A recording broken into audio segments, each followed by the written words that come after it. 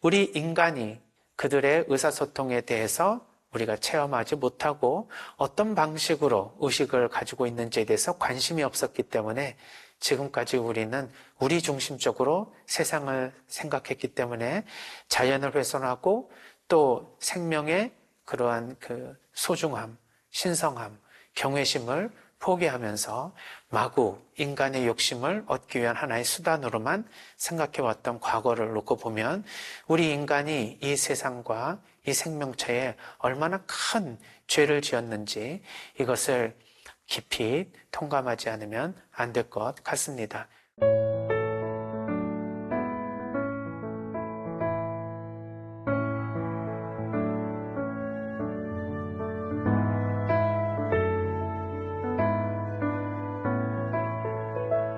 전 예수님, 형제자매님들 안녕하십니까?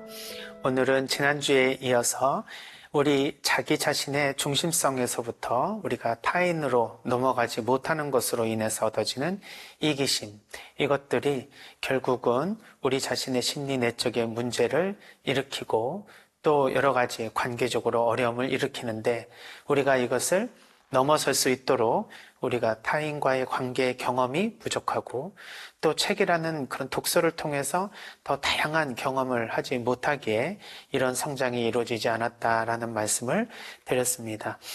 이제 오늘은 그것에 대한 조금 확장판으로서 이렇게 자기 중심성을 조금 확장해 보면 우리 인간 공동체의 인간 중심성으로 볼 수가 있습니다.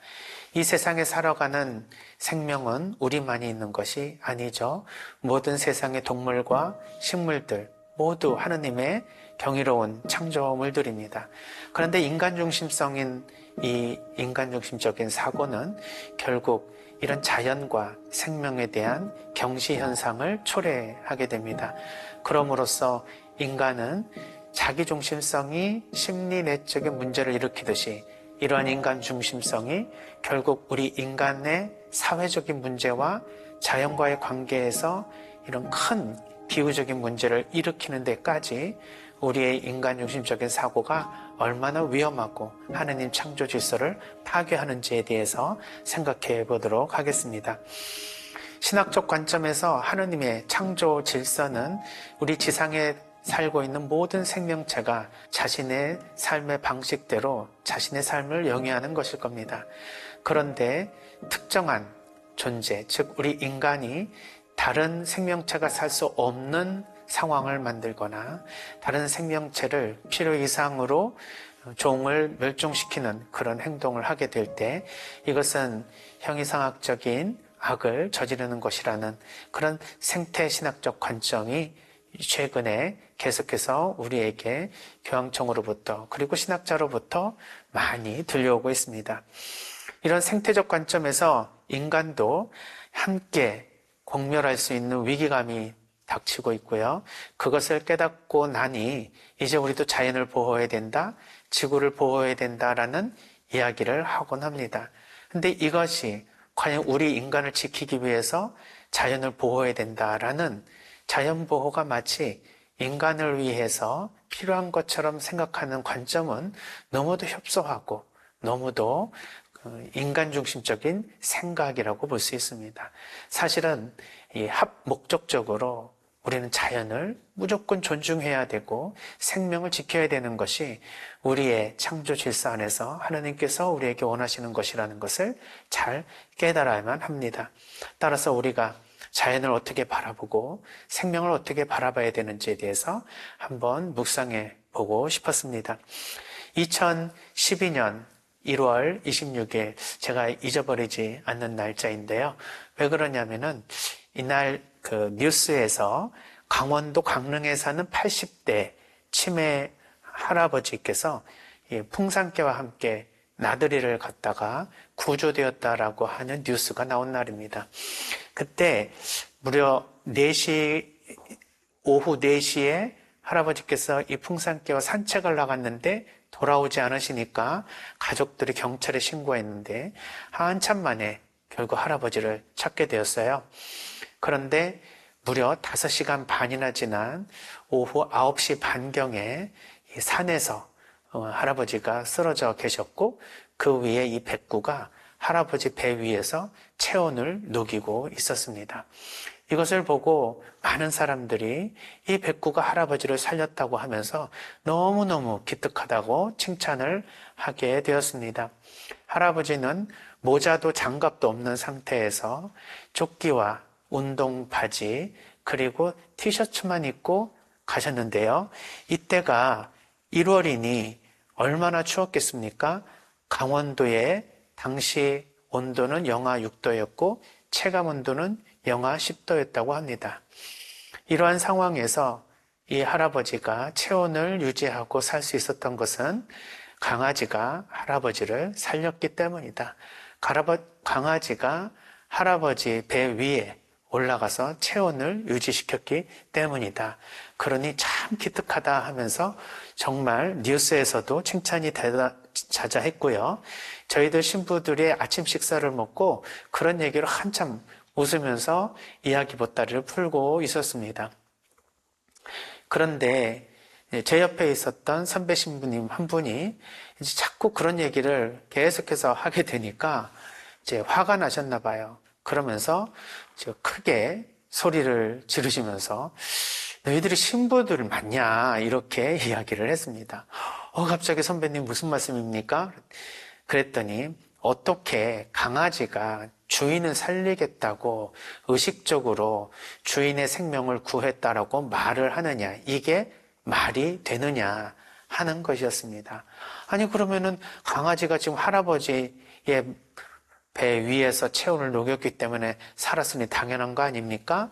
라고 한 신부님이 이야기를 하자 이제 이 선배 신부님은 화가 나가지고 당신의 말씀을 계속 이렇게 이어나갔습니다. 강아지가 할아버지를 살리기 위해서 배 위에 올라간 것이 아니라 지도 추우니까 할아버지 배 위에 따뜻한 방석처럼 깔고 앉아가지고 지도 편안하게 잠을 잔 거지. 그러다 보니까 결과적으로 할아버지께서 따뜻한 체온으로 살았다고 볼 수 있는 거지, 강아지가 할아버지 체온을 지키기 위해서 배 위에 올라갔다고 생각하는 자체가 벌써 잘못 생각하고 있었다는 얘기입니다. 그러면서 동물이 생각하는 거 봤냐고, 동물이 의식이 있느냐고, 정신 좀 똑바로 차리라고 이야기를 하셨습니다. 그 얘기를 듣다 보니까 또 저는 한편으로는 이해가 갔습니다. 그 말을 듣고 다른 신부들은 아유, 신부님이 뭘 몰라도 모르시네 이렇게 생각을 하고 말았지만 저는 나름대로 생각이 그럴 수도 있겠구나. 즉 전제가 다르면 그에 따른 논리가 다르게 나오게 되는 것이죠. 동물은 생각하고 의식적으로 활동할 수 있다라고 생각하는 분들은 그런 현상을 봤을 때 백구가 할아버지를 살렸구나 이렇게 판단을 하지만, 동물은 생각하고 의식을 가지고 있지 않다라고 생각을 하게 되면 어쩌다가 자기가 편하고 싶어서 방석처럼 할아버지를 깔고 앉아서 계속 이렇게 주리를 틀고 있었을 뿐이라고, 그리고 할아버지가 살아난 것은 그에 대한 결과일 뿐이라고 말할 수가 있다는 것입니다. 이처럼 생각을 해보면 우리가 자연현상을 어떻게 생각하는지에 따라서 그 해석이, 판단이 완전히 다를 수가 있습니다. 그러나 요즘은 어떻습니까? 바로 올해 2024년 동물의식에 관한 뉴욕 선언이 이루어졌습니다. 이 연구자들의 그 모임을 통해서 얻어진 선언에 철학자, 뇌신경학자, 동물의 행동 전문학자들 수십 명이 동물에게 과연 의식이 있는지를 연구를 한 결과를 발표한 것입니다. 우리가 즐거움, 행복, 기쁨, 고통, 불행 이런 감정들은 인간만이 느끼는 것이고 동물은 느끼지 않은 것이니 이것이 동물과 인간의 다른 차이점이라고 찰스 다윈이 이야기한 이후에 동물들은 의식도 그리고 고통도 못 느끼는 존재로 생각을 하는 사람들이 많이 생겨났습니다. 그러나 이런 인간 중심적인 사고는 결국 지금에 와서는 완전히 폐기되었죠. 동물들도 똑같이 감각적으로 느끼고 정서적으로 서로 교감을 하고 의사소통을 하고 의식적 활동을 할 뿐만 아니라 교육하고 또 무엇인가를 학습한다는 사실을 알게 되었습니다. 이 뉴욕 선언에는 이런 말을 합니다. 포유류와 조류가 의식적 경험을 한다는 강력한 증거가 있다. 모든 척추동물, 파충류, 양서류, 어류를 포함해서 또한 많은 무척추동물, 최소한 2종류, 문어, 오징어, 낙지 이런 연체동물, 그리고 갑각류, 대게나 꽃게, 이러한 게종류들, 그리고 곤충들, 이 모든 무척추 동물들이 의식적 경험을 하고 있을 가능성이 매우 높다라고 발표했습니다.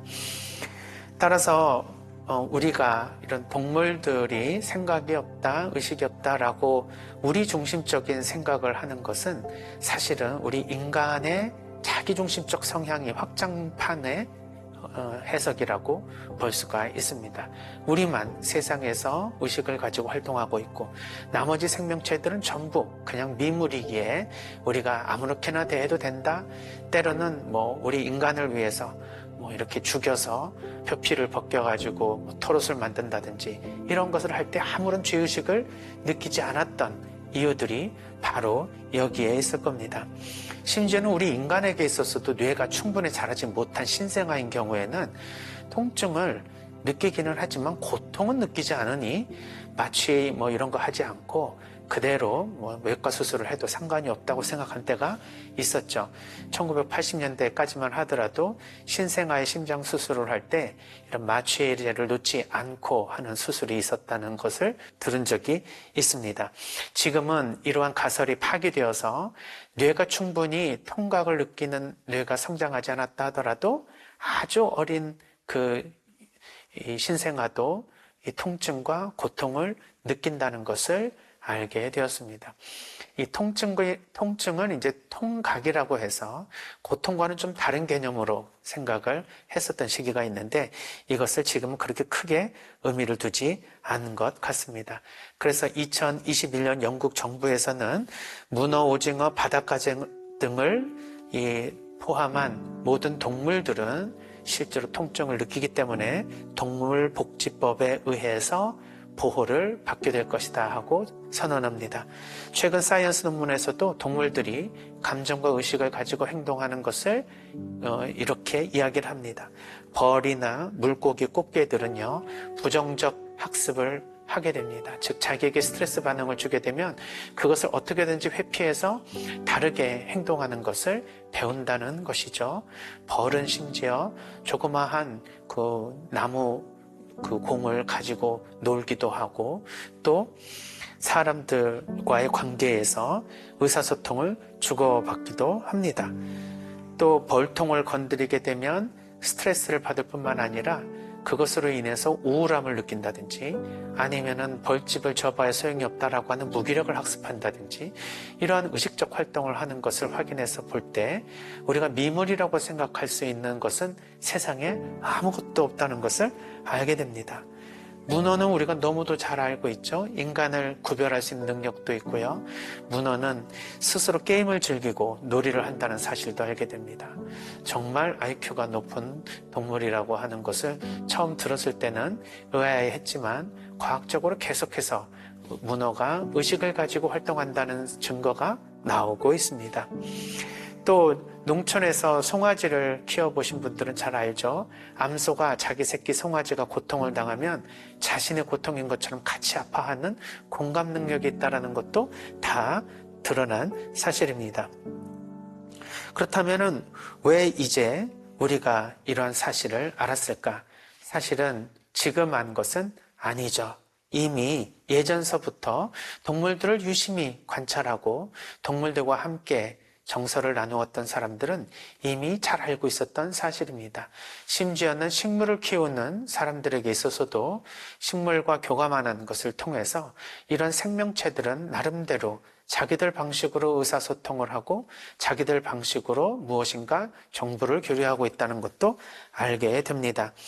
우리 인간이 그들의 의사소통에 대해서 우리가 체험하지 못하고 어떤 방식으로 의식을 가지고 있는지에 대해서 관심이 없었기 때문에 지금까지 우리는 우리 중심적으로 세상을 생각했기 때문에 자연을 훼손하고 또 생명의 소중함, 신성함, 경외심을 포기하면서 마구 인간의 욕심을 얻기 위한 하나의 수단으로만 생각해왔던 과거를 놓고 보면 우리 인간이 이 세상과 이 생명체에 얼마나 큰 죄를 지었는지 이것을 깊이 통감하지 않으면 안 될 것 같습니다. 무지로 인한 죄도 어떻게 보면 이것이 합리화될 수 없다고 볼 수 있습니다. 우리가 무지라고 하는 것도 결국 우리가 무엇을 모르는지를 결국은 아는 그런 지혜로부터 우리가 무지로부터 벗어나야 된다는 생각을 할 수 있기 때문에 우리는 끊임없이 우리가 무엇을 잘못 생각하고 있고 모르고 있는지를 계속 묵상을 해봐야 할 것입니다. 2021년 9월 저희가 2012년 이러한 그 백구가 할아버지를 구했다는 기사를 보고 난 후 9년이 지나서 같은 기사가 또 올라와서 과거에 그때의 생각을 하지 않을 수가 없었습니다.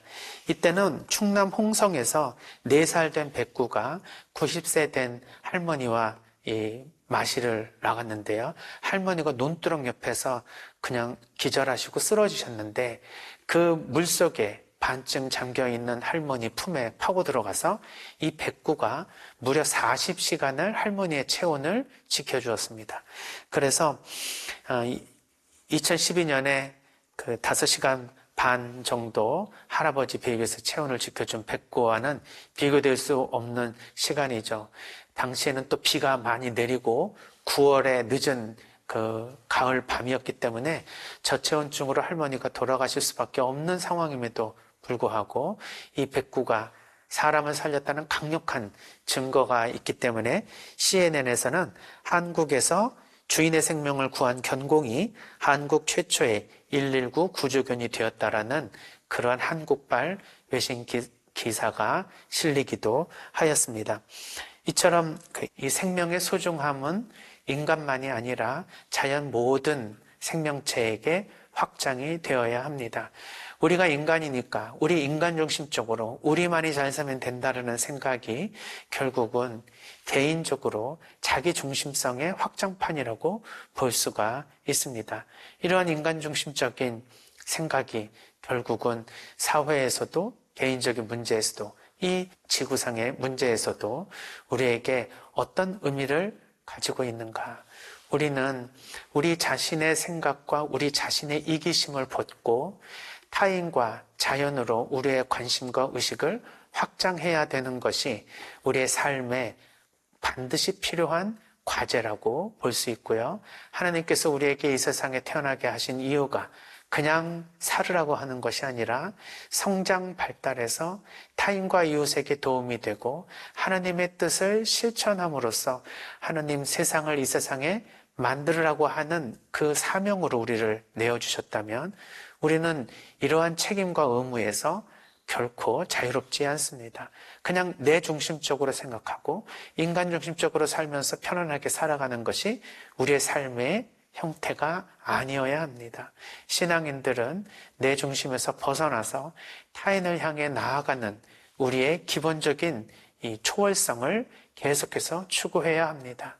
그런데 그냥 아무 생각 없이 우리의 삶 자체에만 초점을 맞출 때 우리는 잘 사는 것이 아니라 잘못 살아가고 있다는 것을 깨달을 필요가 있습니다. 개신교 신자분들은 이제 성도라고 하면서 이렇게 그 성스러운 길을 함께 가는 도반이라는 그런 의미로서 서로를 이렇게 지지해주는 모습이 보기 좋더라고요.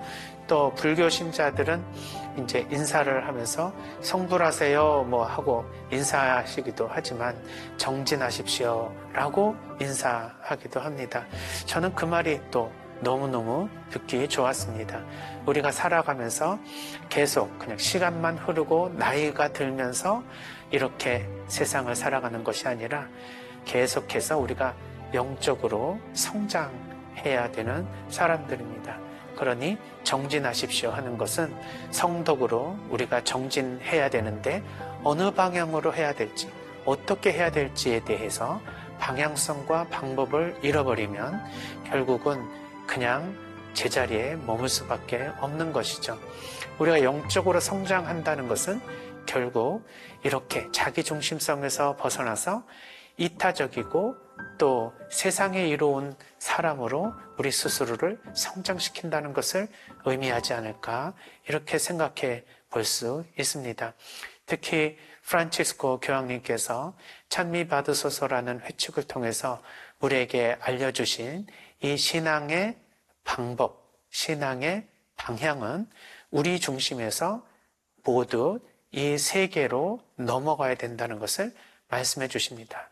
세계 각국에서 일어나는 이러한 일들에 우리가 관심을 가지고 있고 전 지구적으로 문제가 되고 있는 이런 환경과 기후 문제에 대해서 관심을 가지고 있지 않으면 우리 신앙인들의 이런 내적 성찰은 이런 외적인 환경과의 상호작용에서 우리가 어떻게 실천해야 되는지에 대한 것과 연결이 되지 않을 때 우리는 죽은 신앙이 될 것이다 라는 것을 암시해주고 계십니다.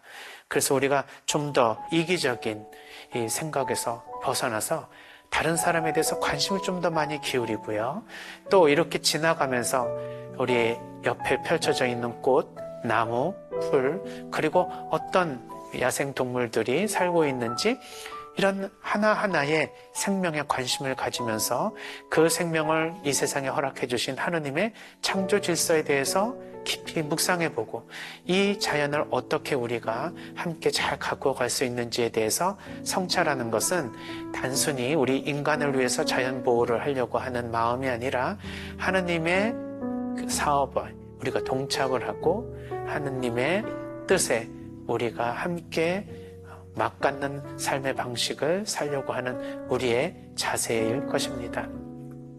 이제 다음 시간에는 이제 우리의 이러한 인간 중심에서 이제 생명 중심으로 나아가야 되는 이러한 영성의 발달 과정에서 한 번 더 확장을 해서 우리 나라 중심, 우리 민족 중심 이러한 생각에서 전 세계 지구촌으로 우리의 가족 개념을 확대하고 우리 온 세상 사람들이 다 하느님의 사랑스러운 형제 자매로서의 이런 큰 개념으로 우리가 가족의 개념을 확대함으로써 우리의 이 자기중심적인 생각을 온전히 이제 타인 중심과 자연 중심, 세상 중심으로 넘어갈 수 있는 마지막 그 단계에 대해서 한번 묵상해 보도록 하겠습니다.